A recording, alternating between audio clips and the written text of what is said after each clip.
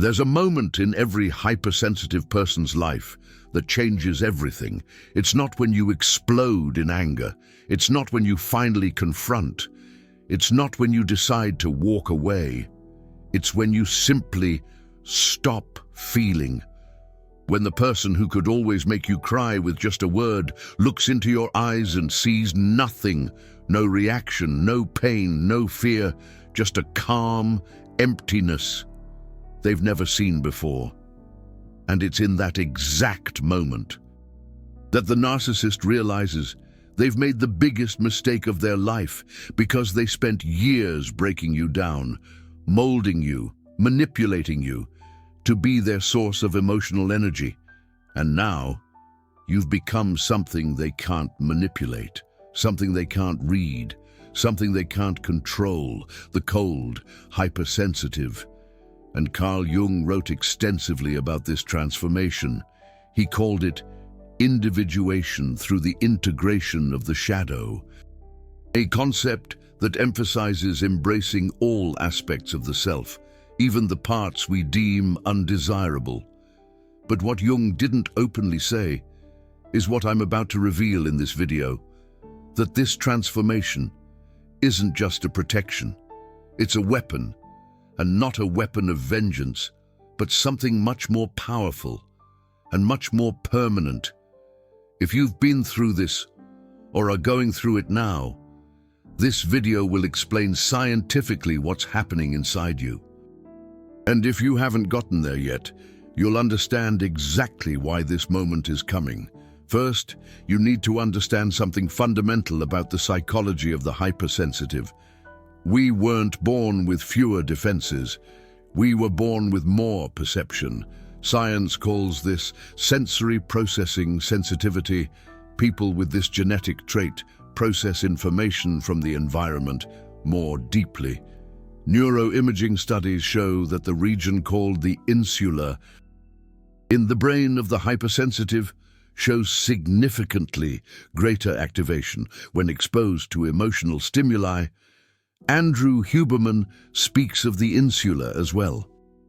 The insula is considered by many neuroscientists to be the seat of consciousness. It's the place where the brain integrates bodily sensations, emotions, and external perceptions into a unified experience. This means that the hypersensitive doesn't choose to feel more. They literally perceive more.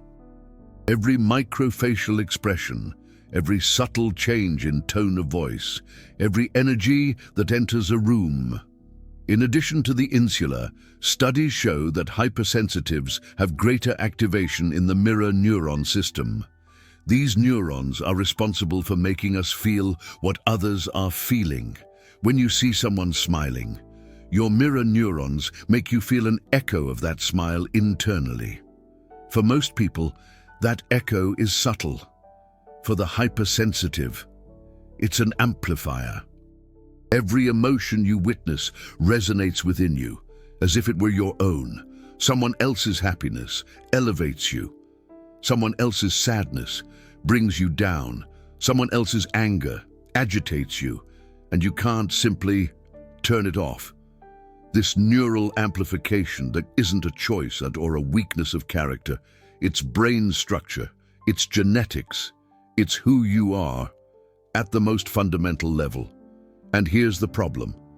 This same sensitivity that allows for deep connections and extraordinary empathy also creates a specific vulnerability. The hypersensitive absorbs not just information, emotions, moods, even traumas that aren't their own. And when a narcissist identifies someone with this level of sensitivity, they find something they'll never admit they were looking for: a virtually inexhaustible source of emotional supply. Because the hypersensitive feels so deeply, their emotional reactions are amplified. For the narcissist, who constantly needs external validation to maintain their fragile self-image, this is like finding an oil well in their backyard. Every tear they manage to extract is fuel. Every emotional outburst they provoke is confirmation of power. Every sleepless night they cause is evidence that they matter. And they're an expert at finding exactly this type of person. In the beginning, it seems magical. The narcissist engages in love bombing, intense attention, constant praise, instant connection. For the hypersensitive, who has spent their life feeling different, misunderstood, too much for others, this level of attention seems like finally finding someone who understands you. But it's not understanding, it's mapping. The narcissist is studying exactly what makes you react, what your fears are, what your dreams are, what your wounds are. They store every piece of information to use later, and when the love bombing ends, the harvesting begins. Every insecurity you revealed becomes ammunition. Every dream you shared becomes a broken promise. Every wound from the past becomes a target for new attacks. And the cycle begins. The narcissist provokes. The hypersensitive reacts. The narcissist feeds. The hypersensitive is drained. Repeat for months, years, sometimes decades. But here's what the narcissist never understands. They think they're breaking you. In reality, they're transforming you. Carl Jung described a concept he called the shadow. The shadow represents all the parts of ourselves that we've learned to hide, reject, or deny. Jung wrote that the shadow is that hidden, repressed, usually inferior and guilt-laden personality, but he added something crucial. The shadow doesn't consist only of morally reprehensible tendencies.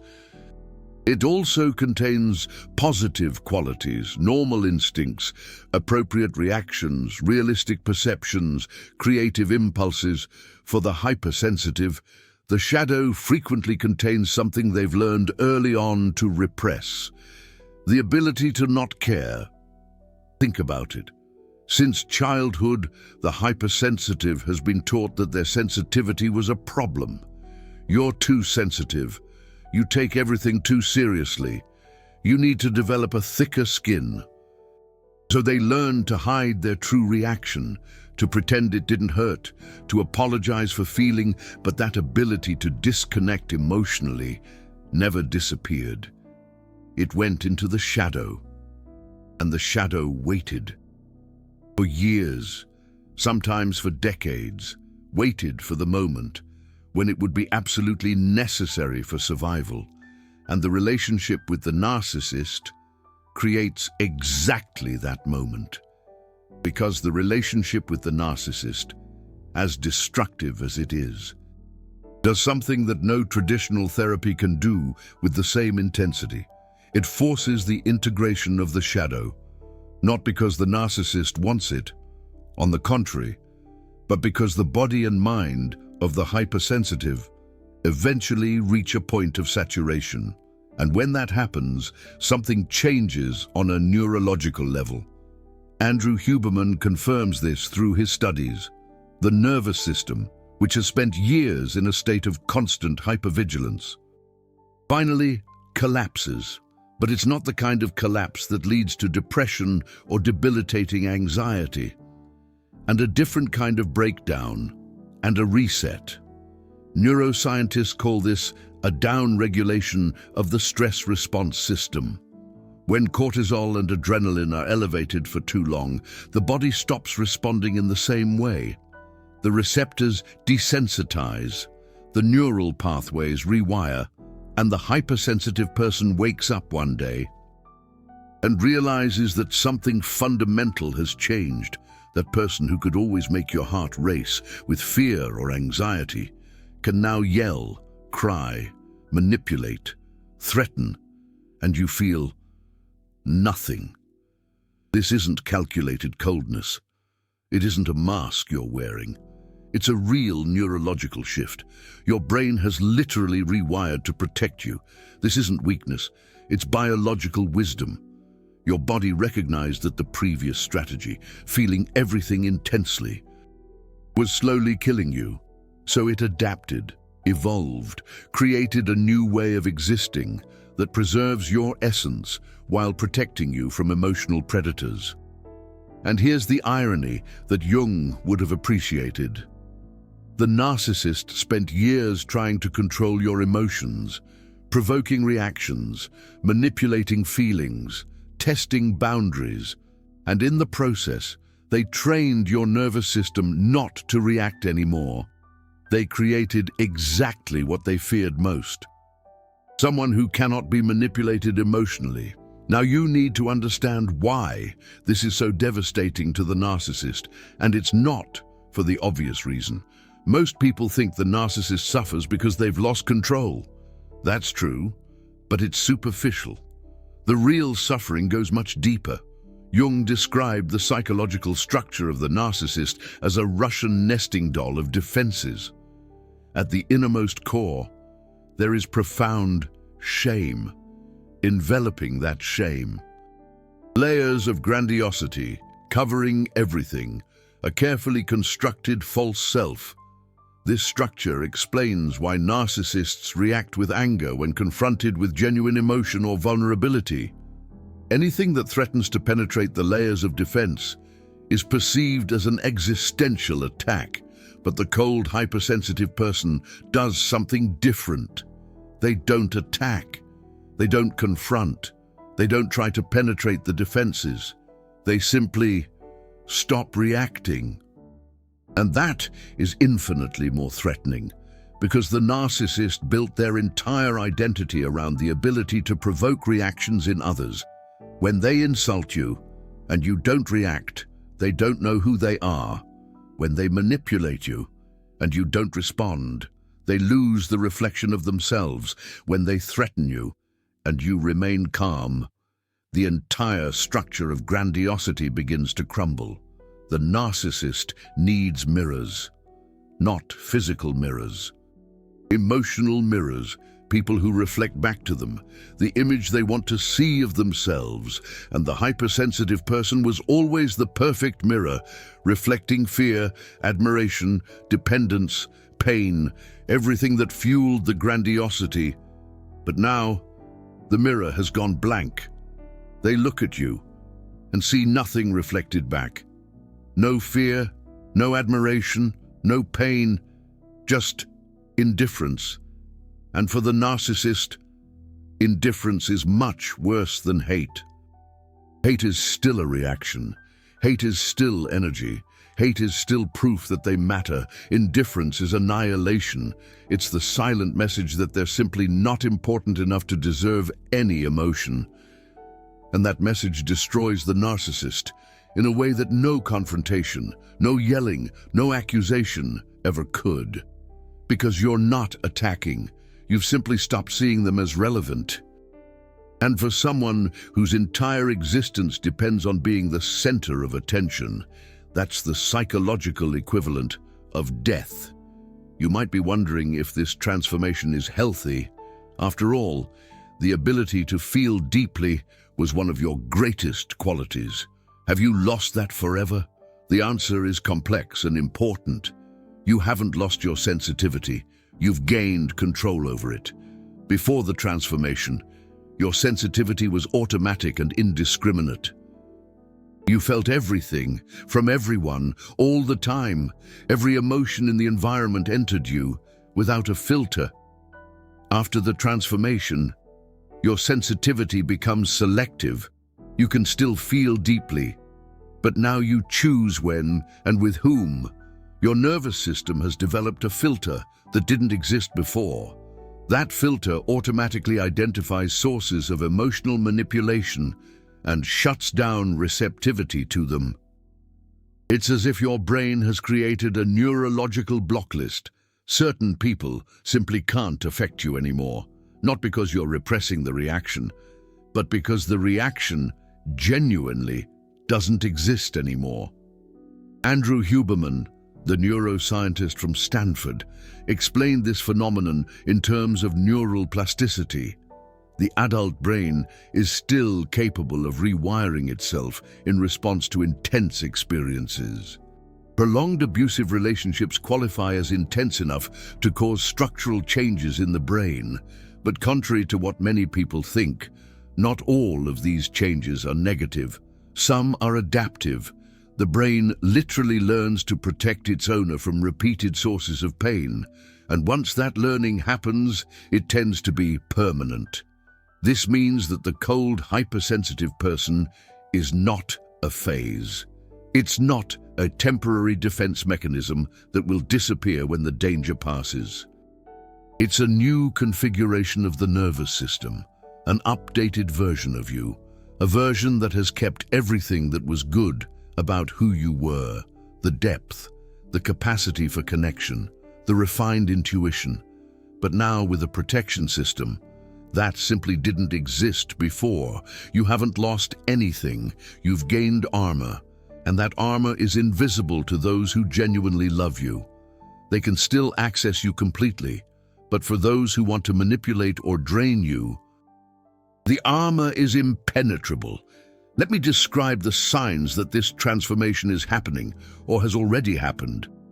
First sign, you realize you can be in the presence of the person who once destroyed you emotionally and feel only calm, not a forced calm, not that feeling of holding your breath waiting for the next attack. Genuine calm, like looking at a stranger on the subway, present, but completely disconnected. Second sign, the tactics that once worked perfectly now seem transparent and almost ridiculous. The silent treatment that left you in a panic, the gaslighting that made you doubt your sanity, the triangulation that consumed you with jealousy.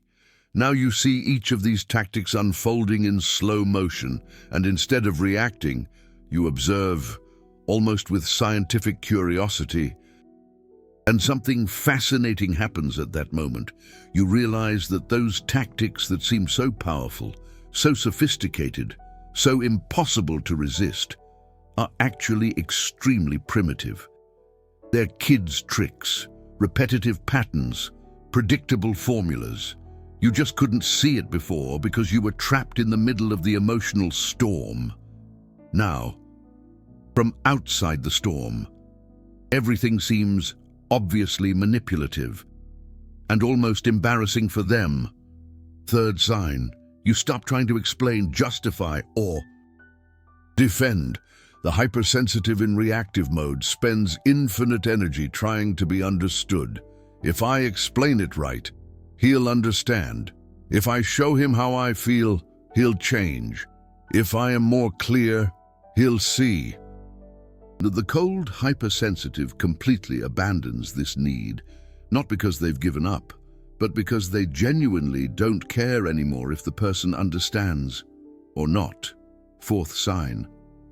Other people start commenting that you've changed, and they usually don't know if it's a good thing, though, or a bad thing. You seem more distant. You're so cold lately. What happened to you? You don't care about anything anymore. These observations come from people accustomed to your previous version, the version that absorbed everything, reacted to everything, worried about everything. They don't recognize the new version, and they frequently feel uncomfortable with it. Fifth sign. The narcissist starts to escalate behaviors in desperation. When the usual tactics stop working, the narcissist doesn't simply give up, they intensify. If the silent treatment doesn't work anymore, they might try explosions of rage. If the explosions don't work, they might try extreme victimization. If that fails, they might try a late love bombing, promises of change, declarations of eternal love, all desperately trying to get any kind of reaction, anyone. And when nothing works, they frequently do something that reveals everything. They accuse you of being the narcissist. You changed. You're cold. You have no emotions. You're the manipulator now. This accusation is ironic and revealing. It's the final projection from someone who can no longer use you as a mirror. Because what they're really saying is, you scare me now. I can't read you anymore. I can't control you anymore. And I don't know what to do with someone who doesn't react to me. That's the confession hidden behind the accusation. Sixth sign. You start to feel a strange peace that you've never felt before. It's not the peace of having solved all your problems. It's the peace of realizing that most of the problems you thought you had were actually reactions to manipulation. And now that you've stopped reacting, those problems have simply disappeared, not because the circumstances changed, but because your perception changed, and with it, your entire experience of reality. I need to talk about something important now. The transformation into a cold hypersensitive doesn't happen overnight, and it doesn't happen without cost. The transition period can be extremely confusing. You might feel like you're losing parts of yourself. You might question if you're becoming insensitive. You might be afraid that you'll never be able to love or connect deeply again. These fears are normal, but they usually don't come true. What's happening isn't an emotional death, it's a recalibration. Your system is learning to differentiate between connections that deserve your emotional energy and connections that exist only to drain it. This learning process requires you to temporarily shut down to everything while you figure out how to open selectively. It's a phase, not a permanent state. Eventually, most cold hypersensitives develop what we can call conscious sensitivity, the ability to feel deeply when they choose, with whom they choose, in the circumstances that they choose. This isn't less than you had before. It's infinitely more, because before, your sensitivity was a door with no lock. Anyone could enter. Now, the door has a lock, an alarm, and you decide who gets the key. Carl Jung called this process individuation, the path to becoming a complete and integrated individual. He wrote that by confronting the shadow, the anima or animus, and the self.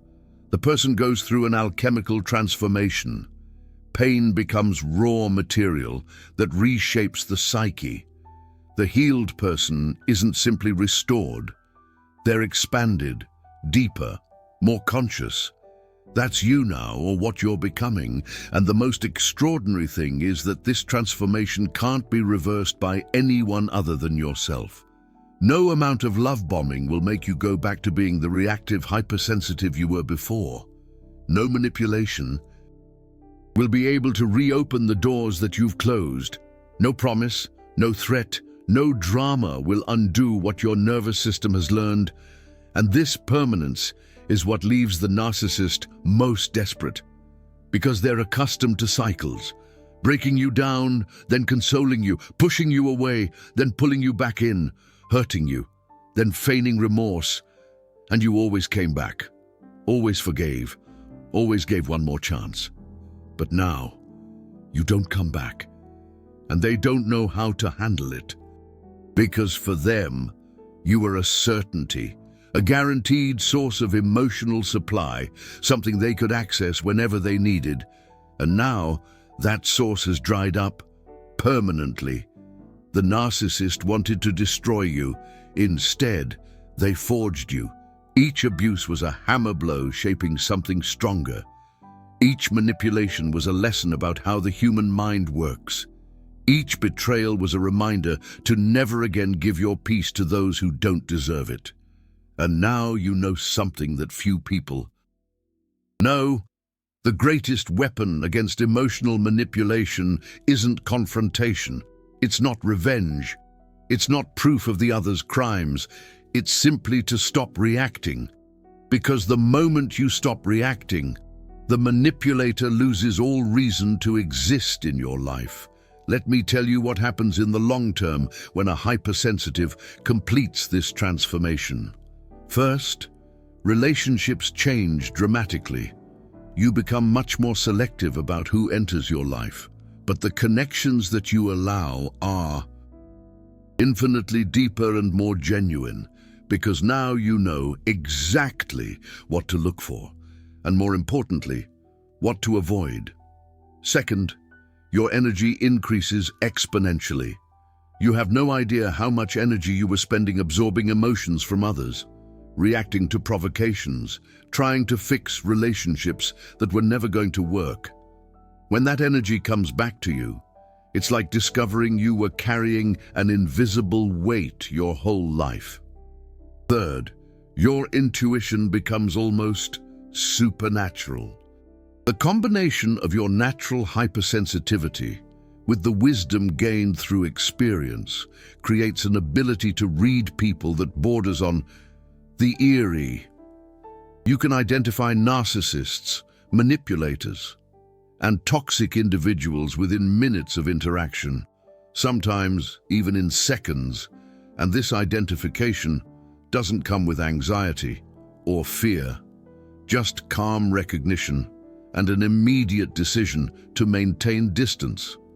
Fourth, you develop what we might call a magnetic presence. Genuine people are drawn to you, and almost inexplicably, because you emit an energy of someone who knows who they are, someone who cannot be manipulated, someone who doesn't need external validation.